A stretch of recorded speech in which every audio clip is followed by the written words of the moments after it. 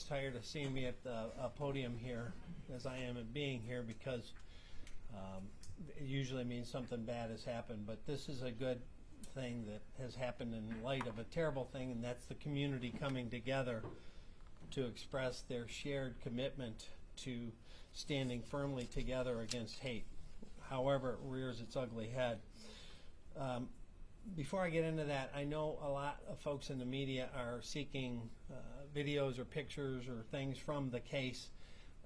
The case is still active, and so the video that was released without permission of the lead investigative bodies, and it's kind of put the community, I think, in a bad spot, frankly. I mean, imagine, if you will, if this was your home and somebody had broke into your home looking to kill your kid, and you saw a video on the news about it, how traumatized, re-traumatized you would be from that event. So a bit soon for that to be out there, and we'd encourage other folks to take a breath and balance their need to share video with how it impacts the victims and the investigation. I know that the temple put out some pictures of their own under their control. That's their building without faces. That should be their process at the moment. If they want stuff, the evidentiary photos, the body cams and stuff, that ultimately will play out over time as it would in a traditional case. And so no more of that should be coming out in the immediate future until the FBI makes a formal determination of a number of things. As you know, and we talked about this before, the FBI and U.S. Attorney have different boxes they check as it relates to whether they call it a hate crime or terrorism based on certain things. I can call it terrorism as a person because it terrorized the people in the community. It terrorized the families and members of that temple. It terrorized the staff and people at large. You know, I saw the looks on their face. They were terrorized. I hugged moms and dads. They were terrified and terrorized. Legally, that definition will come from the FBI and the U.S. Attorney's Office. So I just wanted to touch base on some of that because we're still getting requests from some media for pictures or photos, and that's not going to be coming out until the FBI makes that final determination, and it will be out in due time. Second, kind of a reset. So it seems like to me that anti-Semitism and anti-Semitic behavior has become normalized. Not here, not with us, not with our team, and not with law enforcement in Oakland County, but across the country, it's been allowed, and that's unacceptable. You know, you see kids at colleges getting yelled at and bullied and even physically assaulted simply because they're Jewish. We as a community, we as a nation have to stand up. I don't care what party you're in. I don't care what job you're in, whether it's in public or private venue. We have to stand up and say, no, this is unacceptable. Because as this gets normalized, you'll see it play out in real world. The statistics are stark. Between 2020 and 2024, there was a 344% increase in targeted reported incidents against Jewish community and individuals. Now, again, any hateful act against any religion, any person, or any race is unacceptable and will be prosecuted to the full extent of the law. But we also know that of the reported incidents that were targeted based on religion, almost 70% of them were against Jewish people.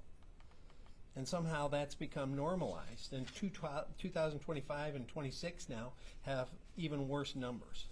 So we all need to stand up, again, public or private. If somebody in a private conversation says something anti-Semitic, you need to stop them. Because that begins to play out and embolden people and make them feel comfortable to say and do stupid, hateful things. And sometimes then people are motivated to take that into action and do criminal, violent things.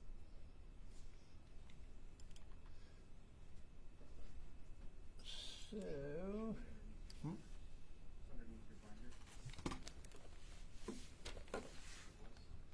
I was pushing the wrong thing. Thank you. Okay, I'll let you push it. Just give me the nod when you want. Just the next slide. So, I give you this by way of example. Some pond scum felt empowered and emboldened enough to put this picture of me up to try to threaten and intimidate me, which of course he didn't do because I signed up for this. And by the way, the person that did this said a bunch of terrible things, not just against me, but against a lot of groups and individuals, who, by the way, was arrested today in Wisconsin. My point is this, though. If this person is emboldened and empowered enough or feels safe enough to do this for me, what does he do to a kid? What does he do to a Jewish family walking down the street? And that's because of the normalization of this. Watching this on television and saying, okay, I feel empowered enough that I can do this. Well, A, you can't. And B, if you think you can do it to somebody that's in law enforcement, again, what are you going to do in an alley or on a street to a Jewish family or a kid walking down the street? We say no. We're drawing the line. Next one.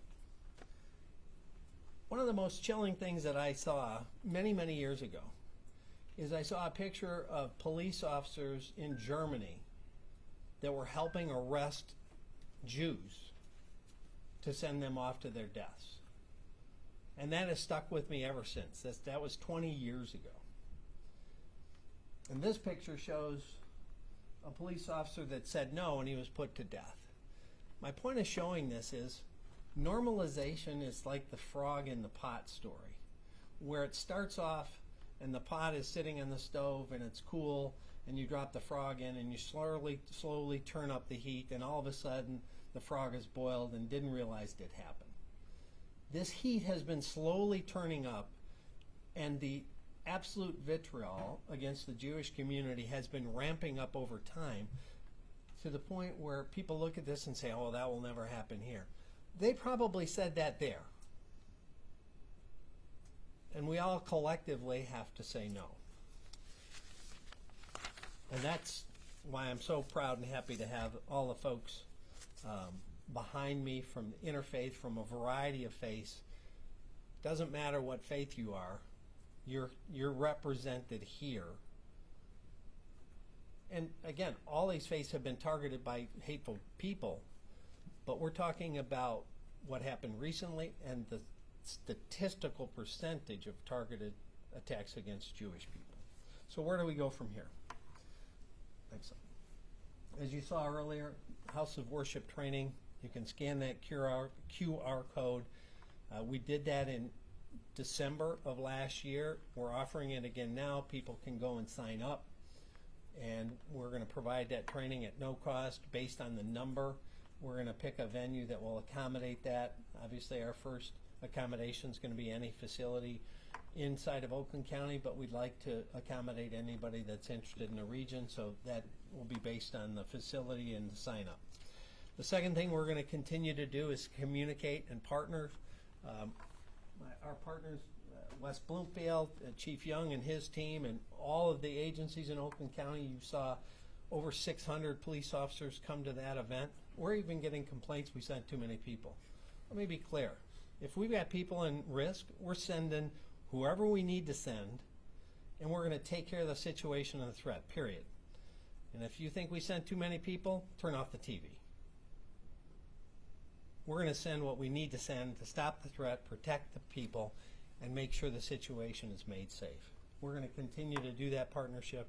As I said, before this attack happened, we were texting and communicating, and we're going to continue to do that, prepare, and communicate with our safety and security partners in the different facilities. As I said, on Tuesday, I had texted Danny at Temple Israel with some information, and we're going to continue to do that going forward, because you have to have that communication so you're all on the same page. So tragically, if something shows up at a door, we all know how to act. You saw that play out in real world. Not only did the safety and security team there act according to their role, the staff marshaled the kids and did their role, and then law enforcement hustled in to do their role, which was to stop the threat and evacuate the innocent.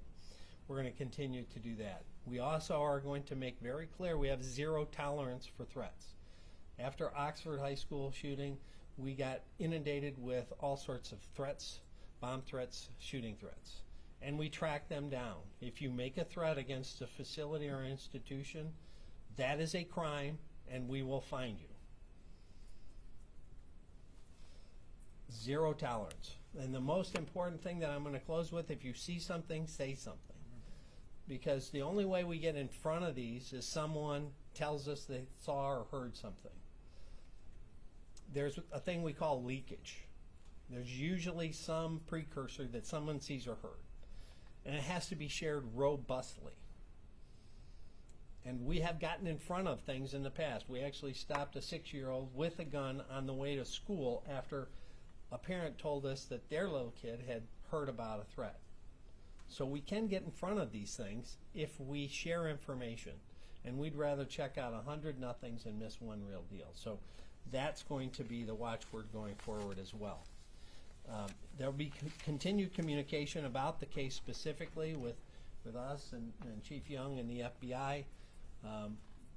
So that you'll get in the near future, as this continues to play out with the specific language and those kinds of things. At this point, there's nothing to lead us to believe there was anybody else involved or any secondary location. So we have no information that anything specifically is at risk or as a target, but we will continue, all of us, to collectively provide extra patrol and response to houses of worship across our region. With that, I will kick it over to anybody that would like to has a statement from the faith community or the temple, and then we'll take questions at the end. Thank you to Sheriff Bouchard, the Oakland County Sheriff's Office, all of our community partners and law enforcement. I am Rabbi Josh Bennett from Temple Israel, and I'd like to offer a brief statement on behalf of our community. As you know, 1 week ago, our sacred home was attacked when a man drove his vehicle through the front doors with nearly 150 children, teachers, and staff inside. But thanks to the swift and courageous response of our staff, our security team, and law enforcement, no children or staff were harmed other than consequential injuries. And for that, we are profoundly grateful. But we cannot mistake this moment of survival for true safety, because what happened last week at Temple Israel is not random, it was not spontaneous, and it did not occur in a vacuum. This was the product of hatred that, as the sheriff said, has been allowed to grow in classrooms, in public discourse, online, until it became violence. This is not a statistic. These are our children. This is our congregation. This is our community. So we stand here today with the Oakland County Sheriff's Office because the fight cannot be fought by the Jewish community alone. It is not only a Jewish problem. This is a problem for all of us in Oakland County. It is a problem for all Americans. And anti-Semitism is a warning sign, because when hatred of Jews is tolerated, all of our communities will eventually suffer. To our congregation at Temple Israel, we will return. We will not be defined by the violence done to us. Rather, we will be defined by the values we carry forward. We are grateful for this community, for our partners in law enforcement and in our community, for every voice that has spoken out, and we ask that those voices do not fall silent.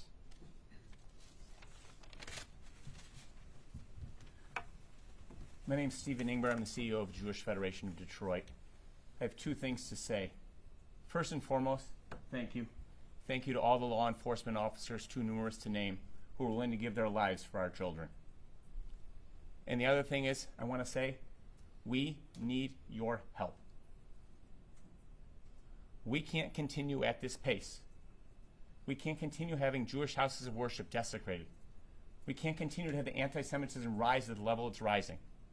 And we, as Jews, as 2% of the population, can't stop it ourselves. We need each and every one of you to do your part. You all have a role in this. if you don't all stand up, this will only continue to get worse. Call out anti-Semitism where you see it, when you see it. There's no small joke. There's no small, oh, that was just something for one person. This is plain and clear hatred against Jews. It must stop. And you all must be a part of it. Thank you. Good afternoon. My name is Steve Mustafa Al-Turk. I'm the Imam and President of the Islamic Organization of North America and also co-chair of the Imams Council of Michigan. On that devastating day when Temple of Israel was attacked, I got a call from one of our congregants early in the morning when that happened, and I immediately contacted my co-chair in the Imams Council and other imams to prepare a statement condemning such an act. I will share just one passage from that. Imams Council of Michigan condemns shooting at Temple Israel in West Bloomfield. Islam teaches that all places where God's name is remembered deserve protection. The Quran reminds us, had God not repelled some people by means of others, monasteries, churches, synagogues, and mosques where God's name is mentioned, much would surely have been destroyed. Quran 22:40. Regardless of what happened, we stand, the Imams Council of Michigan, in full solidarity with all people impacted by the event, today's event then. In times like these, our shared commitment to peace, compassion, and mutual protection must prevail over hatred and violence. And my statement today on this occasion, first and foremost, we thank Sheriff Bouchard and his team for protecting our communities and to continue doing what is necessary to keep us safe. In today's political climate, we are witnessing a disturbing surge in hate speech and hate crimes around the world. From anti-Semitic attacks to Islamophobic rhetoric, the forces of division are growing louder and more dangerous by the day. Yes, as people of conscience, we must not lose hope or surrender to despair. Now more than ever, we are called to remain focused on unity, not division, on love, not hate. We must be the light that pushes back against the darkness. This means standing in active solidarity with all marginalized communities. It means speaking out when we witness bigotry, whether against our Jewish neighbors, our Muslim brothers and sisters, or any group targeted simply for who they are. In a world that often tries to divide us, let us be a force of unity. Let us challenge anti-Semitism, confront Islamophobia, and replace fear with understanding. We are called to support one another, to build bridges of understanding, and to live together in peace and harmony. Our diversity is not a threat, it is a strength. Our shared humanity is greater than any force that seeks to tear us apart. Silence in the face of anti-Semitism or Islamophobia is complicity. We must speak out whenever and wherever we see hate. Whether it's in a synagogue or a mosque under threat, we show up for each other. Solidarity is our greatest weapon. Thank you. My name is Bill Danaher. I'm the rector of Christ Church Cranbrook, right down the road from Temple, Israel. I am grateful today for the wonderful law enforcement that has been done in the leadership of Sheriff Bouchard. I'm deeply grateful for my brothers and sisters in the Jewish community. We are here to stand with them and to support them with love and fidelity for all that they are and all who they are. I am going to invite Christians as we move into Holy Week and Easter to engage in a self-audit of our scriptures, of our passages that we rely on to tell the story of Jesus' crucifixion and resurrection, of the practices that we've put in place for generations, to do an audit to make sure that we can cleanse the Christian tradition from anti-Semitism. It has constantly been noted by many scholars over the centuries that there is a subterranean river of interpretation within the Christian faith that runs in an anti-Semitic direction. And as we celebrate the death and resurrection of Jesus Christ, I want to invite Christians everywhere to engage in that careful audit of our basic beliefs. These beliefs, when they are rightly interpreted, see the world as a place where God is redeeming all things, sees the world as broken and beautiful as it is, as a place of hope and faith and love, sees each person as made in the image of God. I invite Christians everywhere to engage in that careful self-audit so that we can stand and interrogate our own beliefs so that we can stand against this rising tide of anti-Semitism.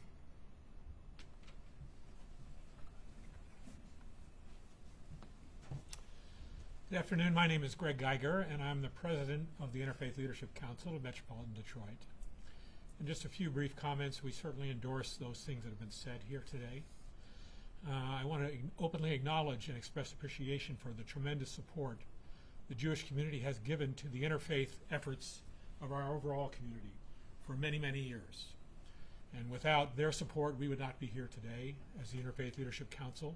And we're pleased to be here in behalf of their needs and support at this point. I want to also let you know that they have been particularly helpful when other communities have been attacked, including when my own community was attacked a few months ago. They have been very solicitous and supportive, and I call all the communities who are here gathered and represented to continue to show that same response as they have shown to others, and we're grateful to them for that. The Interfaith Leadership Council stands for bringing together people of common values, to understand those, to look beyond the differences in language, heritage, beliefs, to see the underlying values that actually connect us together as human beings. And we have ways of helping people to see that if they will come and work together with us, because it is seeing each other as individuals, as human beings, however you couch it, as brothers and sisters, however we think of the relationship that bears us together. Those are the things that connect us as individuals. And anti-Semitism flies defiantly in the face of the realities of who we are as people, as brothers, as sisters, as sons and daughters, as members of this community. And so we encourage all, as they have been, and those who may wish to be involved in this, to join with all of these here and with us to help that make that a reality. Thank you.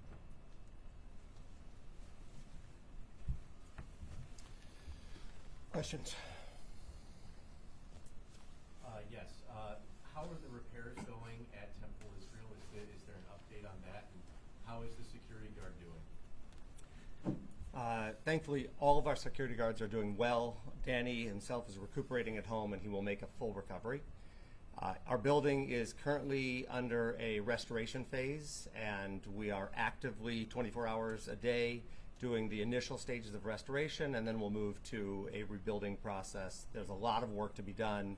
As you probably know from the videos that were released, the sprinkler system after the initial event went off and was running for hours, so we have an enormous amount of water damage, smoke damage, but we are actively pursuing that work right now.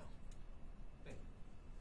For you, how are you bringing comfort to parents? I know you said you guys will return and not let this stop you from just moving forward. How are you guys bringing comfort to parents? First of all, we are so lucky. We have had an outpouring of offers from mental health counselors, mental health organizations around the world who are reaching out to us. And we are currently developing a plan for the long-term future, which is going to take care of our families, our students, all of our staff. In the immediate aftermath of the events last Thursday, we have established a robust program of mental health. Actually, right now, my team is actually with a mental health provider offering care at every level, from our staff to our parents to our families around the community, and we're going to continue to offer an ongoing mental health routine so that all of us can return to a sense of normal, a new normal. What is the best way the community can help support you guys? Our website, www.temple-israel.org, will soon have a volunteer program offering, so anybody looking to help out in future offerings to our community can go there. We also are beginning in the initial fundraising campaign for a rebuilding process, And if anybody just wants to reach out to our team, you can call us. Our number is still operational. Our address is still operational, so people can reach out to our team. And Cassie Cohn is our Director of Development. She'll lead you to both volunteer opportunities and fundraising. This would be for either Sheriff Bouchard or whoever else wants to answer, but I know the Jewish Federation and some other members of the community were in D.C. it seems like earlier this week advocating for more funding for security for all houses of worship or nonprofits. Have you had any conversations with any lawmakers about that, and what would you support when it comes to that? 100%. I've, as you know, I've been head of government affairs for Major County Sheriffs of America for many, many years, and I've already been communicating with a number of lawmakers about, you know, things that we think would be important to think of going forward, funding, and also equipment. You know, every time we see something happen anywhere in the world, it informs us on maybe training gaps or equipmental gaps. We had those. We had a gap, air apparatus. You know, we obviously sent over 60 police officers to the hospital with smoke inhalation. This is the second house of worship that's been attacked by fire. That's not lost on us. We can't wait for that fire to go out. We can't wait for fire to go in because they can't go in while it's still an active threat. So we have to be able to go in without having to come back out for a gasp of breath and then go back in. So, you know, we're seeking some Scott Air Packs, so we plan to deploy them in a variety of our equipment and vehicles so we can quickly hand them out. Some of the officers did borrow them in that one video that did get released. You saw what looked like firefighter coats and Scott Air Packs. Those were police officers. They got it from their brothers and sisters in the fire service that gave it to them to go into the building. But we don't want to take it from them because they may need it after, you know, we go from hot to warm zone. So that's just one example. There's other things that, you know, we've been communicating with. I've actually reached out with my government affairs staff and asked to have a Zoom call in the very near future with our two U.S. senators, Peters and Slotkin, and also with Representative McClain, one of the House leaders, so that we get Republican and Democrats on the same phone call and maybe get some support for some immediate equipment. There was some equipment that we could have used there. We know that Haley Stevens has put in a request to get a mobile command center. We thankfully, the Chaldean community jumped in, threw open their facility at Shenandoah. They did an amazing, you know, not just open their hearts but their buildings. But, you know, that again showed us that we didn't have a mobile command scene on site that could handle all of us having those immediate needs communicating together in a facility built for that has both cellular and satellite that can get downlinks and all those kinds of things. Our mobile command is 26 years old. So, you know, we found ourselves in the parking lot in Troy when they had an active shooter threat, standing in the parking lot trying to, you know, come up with immediate action. So there's equipmental needs that need to be met, and we will partner with not only the Jewish community but all communities to make sure that we are better prepared. Every time we face something, we figure out what did we do right, what do we need to do better. And just like a football team, you know, you can always do better. And that's our hope with both training and equipment and deeper partnerships that we get there. And the unique thing about Oakland County is in this very room, I called all the chiefs together after an attack in Mumbai and said we need to train together and have more equipment together. And we did that in this room and created an organization called OCTAC that regularly trains all of the police officers, and now we brought in our fire service partners so that we can do that training. That's unique to this county. As I said, you know, I've been president of Major County Sheriffs of America. We have a deeper relationship and partnership with state, local, and federal than, you know, I've seen almost anywhere. And that's going to continue. Long answer to your question, but I think it's multi-layered. When you have an event, you have to analyze it. Mel Greer with the Jewish News. I have a question about some practical suggestions for saying something. I was on a neighborhood forum next door and people were talking about it, and one of the comments was the cops must really love Israel because they sent so many people there, and somebody quoted how many officers were sent to Oxford. It was almost the same, but how, I mean, that's just one insidious example of it, but how, because I know people are afraid to stand up because some of these people are dangerous, it's obviously, So can you give some practical suggestions for what the community can do when they read things like this, hear statements? When they read things like that, it's hard, but keep going. Don't read comments. People get in their basement, they get empowered, they're trolls. They say terrible things because that's the state of our world today. Social media is terrible. When you have people empowered to say things about situations they know nothing about, we didn't know how many assailants we were. We didn't know if there's secondary threats that were going to happen at that facility. We had no scope or scale of what we were going to be facing collectively. When everybody showed up at Oxford, which also was here, I was super glad that everybody came.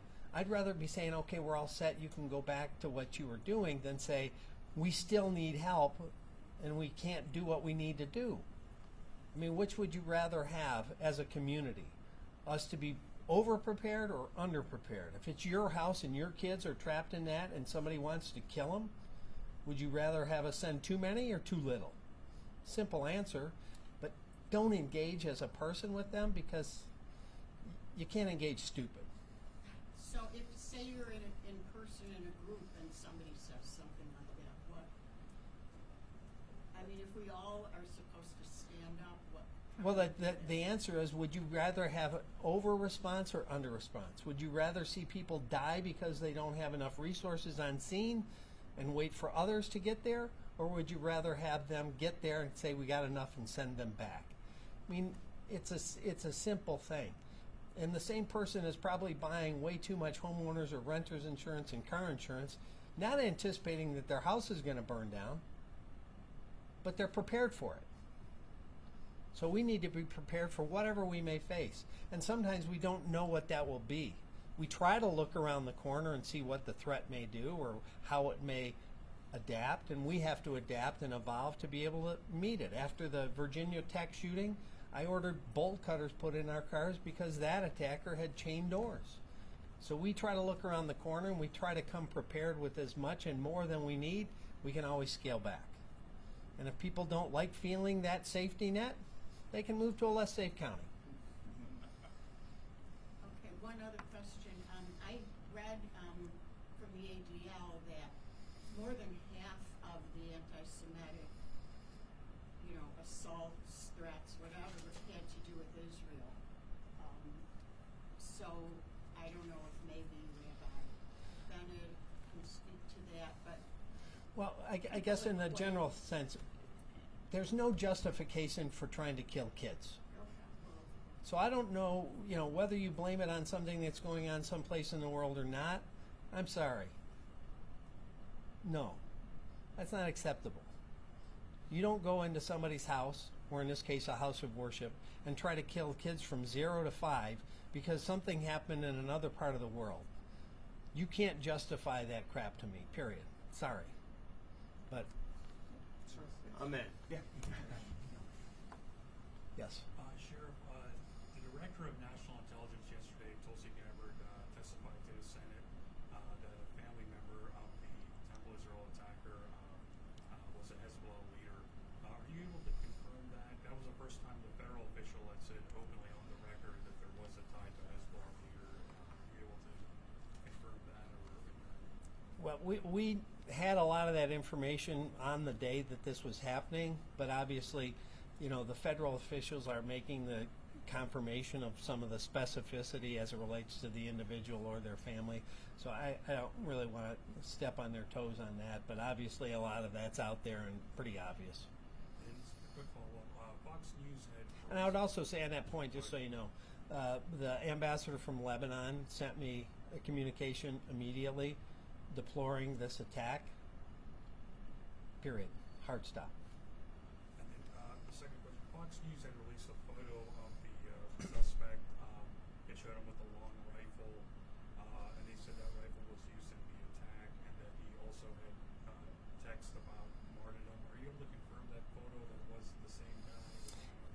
again, when we get into the evidentiary thing, we're going to leave that to the FBI and the U.S. Attorney because they have, again, very specific definitional boxes they check to whether this is a hate crime, whether it's terrorism, related to, was it motivated from abroad, where they're communicating, all these kinds of things that they do. I think it was pretty obvious, but we'll leave the confirmation of some of that stuff to them because currently this case resides in their purview. Just one week after this, how do people of both the Jewish and Islamic faith, especially those who consider each other neighbors, come together and have these conversations with each other to try to start healing? Well, I think, everybody has to have that conversation. You can't hate in the name of God, and you can't kill in the name of God, regardless of your faith. And that's happened throughout history with all faiths, but that doesn't work. That's not the way God works. So any hateful, violent act is a perversion of a religion that perpetrates that in the name of their God, because God would not want to be murdering children. Sorry.